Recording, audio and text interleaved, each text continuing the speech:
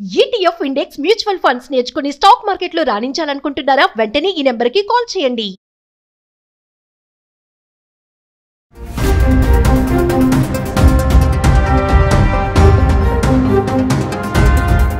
నమస్తే, welcome back to Suman TV. Present మనతో పాటు ఉన్నారు అనలిస్ట్ మందడి కృష్ణారెడ్డి గారు. నమస్తే సార్. నమస్తే అమ్మా. సార్, మనం చాలా వీడియోలో లే ఆఫ్స్ గురించి మాట్లాడుకున్నాం ఐటీ సెక్టార్లో. మరి ఇప్పుడు అమెరికాలో ఉన్నటువంటి ప్రైవేట్ రంగంలో ఈ ఐటీ లే ఆఫ్స్ అనేవి ఇంకా ఫర్దర్గా కూడా కొనసాగుతాయి. చాలా సంస్థల్లో వీళ్ళకి ఎప్పుడు పింక్ స్లిప్స్ ఇస్తారో తెలియదు, ఎప్పుడు ఉద్యోగాలు పోతాయో అనే టెన్షన్లో ఉంటుంది. మరి అక్కడ ఎలా ఉంది ప్రభావం, దాని ప్రభావం మన ఇండియా పైన ఎలా ఉండబోతుంది చూసుకుంటే అక్టోబర్ నెలలోనే అంట 150,000 లే ఆఫ్లు ప్రకటించినట్టు మనం చూస్తున్నాం. సార్, ఒకసారి వివరాల్లోకి వెళ్తే, ట్రంప్ రెండోసారి అధికారంలోకి వచ్చిన తర్వాత అమెరికాలో పరిస్థితి కొన్నాళ్ళకి ఒక మందేస్తే ఉన్ననాళ్ళకి ఊడిపోయినట్టుగా తయారు. ట్రంప్ ఏమనుకున్నాడంటే, నేను చాలా కఠినతరమైన విధానాలు అవలంబించి వలసవాదులందరినీ, వలసలకు వచ్చిన వాళ్ళు ఎవరుతున్నారో అంటే ఇతర దేశాల నుంచి ఈ దేశంలో ఉద్యోగానికి వచ్చిన వాళ్ళు ఉన్నారో వీళ్ళందరినీ ఖాళీ చేసి తిరిగి వాళ్ళ దేశాలకు పంపించినట్టయితే అమెరికన్స్కు బాగా ఉద్యోగాలు దొరుకుతాయి. దాని ద్వారా నేను ఎలక్షన్ టైం లోపల ఇచ్చిన ప్రామిస్ను నిలబెట్టుకున్నట్టు అవుతుంది. అమెరికన్స్కు నేను ఎక్కువ ఉద్యోగాలు ఇప్పిస్తాను, వాళ్ళ జీవిత ప్రమాణాలు బాగా పెంచుతానని చెప్పి ఇలాగ చెప్పాడు.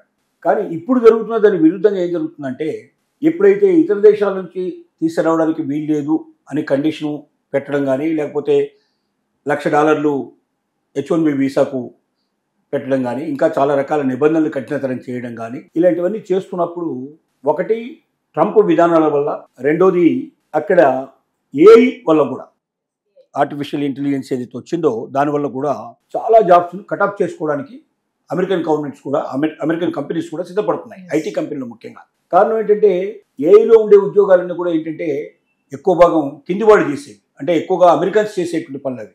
మేధస్సు చాలా ఎక్కువగా ఉండాల్సిన అవసరం లేదు దానికి. మేధస్సు ఎక్కువ కావాలనే ఇతర దేశాల నుంచి తెచ్చుకుంటున్నారు ఒక కారణం. రెండోది, ఇతర దేశాల నుంచి వచ్చేటువంటి వాళ్ళు చాలా తక్కువ సాలరీలో పనిచేస్తారు, మనకు ఎక్కువ కాలం పనిచేస్తారు, ఎక్కువ ఒబీడియంట్గా ఉంటారు అనేది రెండు కారణాలు. ఈ రెండు కారణాల్లో ఇతర దేశాల వాళ్ళు తీసుకురావడానికి ఎప్పుడైతే వీల్లేదన్నారో, ట్రంప్ కోరుకున్న విధానంగా అమెరికా లోపల ఉద్యోగాలు పెరుగుతాయన్న ఆశని సన్నగిల్ల చేస్తుంది. అంటే ట్రంప్కు ఒక రకంగా బుద్ధి రావాలి, ట్రంప్ ఆలోచన విధానంలో కూడా మార్పు రావాలి, అమెరికాకు ఎక్కువ ఉద్యోగాలు రావడం కాదు, అమెరికాలో ఉండే ఉద్యోగాలు ఎక్కువగా ఊడిపోయే అవకాశాలు ఉన్నాయని చూపించడానికి కూడా చేస్తున్నారేమో అనిపిస్తుంది. అది వాస్తవం కాదు మనకు తెలియదు. కానీ ఉద్యోగాలు తీసేస్తున్న క్రమం చూస్తే, లే ఆఫ్ ప్రకటిస్తున్న విధానం చూస్తే, ఒక్క అక్టోబర్ నెలలో 150,000 ఉద్యోగాలు మొత్తం టోటల్గా ఉద్వాసన పలికిన పరిస్థితి ఏర్పడుతుంది, లే ఆఫ్ ఇచ్చిన పరిస్థితి. టెక్ కంపెనీస్ అన్ని దాదాపుగా ఎంతో కొంతమందిని తీసేసాయి. గతంలో ఎప్పుడైనా సరే ప్రస్తుతానికి జాబ్ లేదు, 2 months మీరు బెంచ్ మీద కూర్చోండి, ఈ లోపల మనకి ఏదో ఒక ప్రాజెక్ట్ వస్తుంది, మళ్ళీ మిమ్మల్ని తీసుకుంటామని చెప్పేటువంటి వాళ్ళు ఎక్కువగా ఉండేది. అట్లా కొంతమందిని అట్లా కూర్చోబెట్టేవాళ్ళు. కానీ ఇప్పుడు 2 months బెంచ్ మీద కూర్చుంటే 3rd month ఇంటికి పంపించేటువంటి పరిస్థితి ఏర్పడుతుంది. అంటే ఇంకా కొత్త ప్రాజెక్టులు ఏమి వచ్చే పొజిషన్ కనపట్టలేదు, వచ్చిన ఆ ప్రాజెక్టుని నిలబెట్టుకునే పరిస్థితి లేదు. అంటే అంత ఖర్చు పెట్టి గతంలో ఇచ్చినటువంటి రేటు కన్నా వాళ్ళు ఎక్కువ ఇవ్వడం లేదు.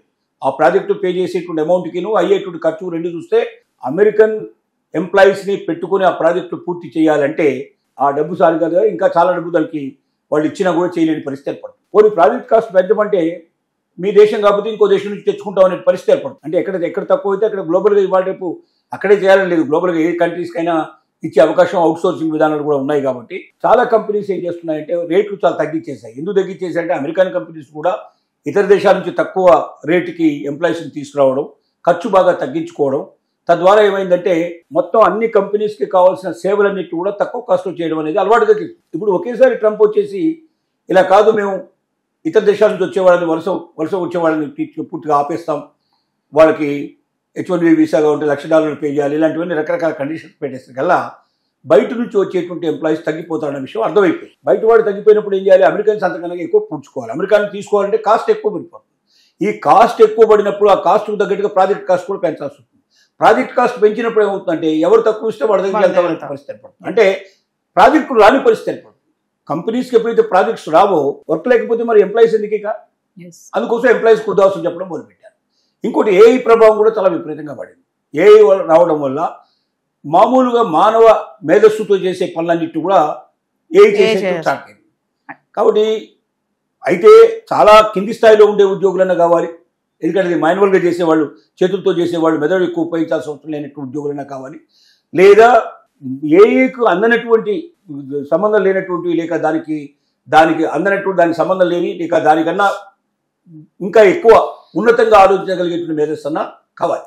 అంటే సార్ ఓన్లీ ఏఐ వల్లే లే ఆఫ్స్ అవుతున్నాయి సార్, ఇంకేమైనా కారణాలు ఉన్నాయా? ఒకటి ట్రంప్ తీసుకున్న నిర్ణయాలు కూడా ఒకటి. ట్రంప్ తీసుకున్న నిర్ణయాల వల్ల ఎప్పుడైతే అమెరికన్స్ని ఎంప్లాయీస్గా పెట్టుకోవాల్సిన పరిస్థితి ఏర్పడుతుందో ఎక్కువ కాస్ట్ పడుతుంది. ఎంప్లాయీస్ కాస్ట్, మెయింటెనెన్స్ కాస్ట్ ఎక్కువ పడుతుంది. ఈ మెయింటెనెన్స్ కాస్ట్ ఎక్కువ పే చేసేకల్లా ప్రాజెక్ట్ కాస్ట్ వర్కౌట్ కావట్లేదు. ఇప్పుడు ఎవడైనా లాభం కోసమే చేస్తాడు కదా. ఇంత ముందున్నటువంటి దాని ప్రకారంగా లెక్కలని చూస్తే ఈ రేటు ప్రకారం మీరు మాకు ఇచ్చినట్టయితే, ఈ పనికి మేము పని పూర్తి చేసి ఇచ్చినట్టయితే మాకు ఇంత మిగిలేదు అనేది వాళ్ళు లెక్కలేసుకున్నారు. కానీ ఇప్పుడు ఏమవుతుంది, అంత మిగలడం లేదు సరి కదా, పైపించి చేతుల నుంచి పడేటువంటి పరిస్థితులు ఏర్పడుతున్నాయి. అలాంటప్పుడు ఆ ప్రాజెక్ట్ తీసుకోవడం వేస్ట్ అనే ఉద్దేశంతో మేము ఈ రేట్లో అయితే చేయలేమంటున్నారు. వాళ్ళు ఇవ్వటం లేదు. వాళ్ళు ఎవరికి ఇస్తారంటే ఎవరు తక్కువ ఇస్తే వాళ్ళకి ఇస్తారు. ఇండియా అమెరికన్ కంపెనీస్ కాకపోతే బయట వాళ్ళకైనా ఇచ్చేసుకుంటారు. ఇవాళ గ్లోబలైజేషన్ అయిపోయింది. కంప్యూటర్ సిస్టమ్ లోపల ఏదైనా టెక్కి సంబంధించిన వర్క్ ఏదైతే ఉందో అది అమెరికాలో ఉన్నవాడు అయితే అమెరికాలో, ఇండియాలో ఉన్నవాడికి ఇండియాలో కంపెనీకి చేయాల్సిన అవసరం లేదు. ప్రపంచంలో ఏ మూల ఉండేవైనా ఏ మూలకైనా చేసుకోవచ్చు. అంతా ఆన్లైన్. వాడికి కావాల్సినటువంటి క్వశ్చన్స్ వాళ్ళు అడుగుతుంటారు, ఆన్సర్ ఇస్తారు, లేకపోతే వీడియో కాల్ పెట్టుకుంటారు, మాట్లాడుకుంటారు. ఏమేం కావాలో ఇన్ఫర్మేషన్ అంతా ఇన్పుట్ అంతా ఇస్తారు, అవుట్పుట్ ఆటోమేటిక్గా వస్తుంది. దాన్ని ఆన్లైన్లో వాళ్ళు పంపించేస్తారు.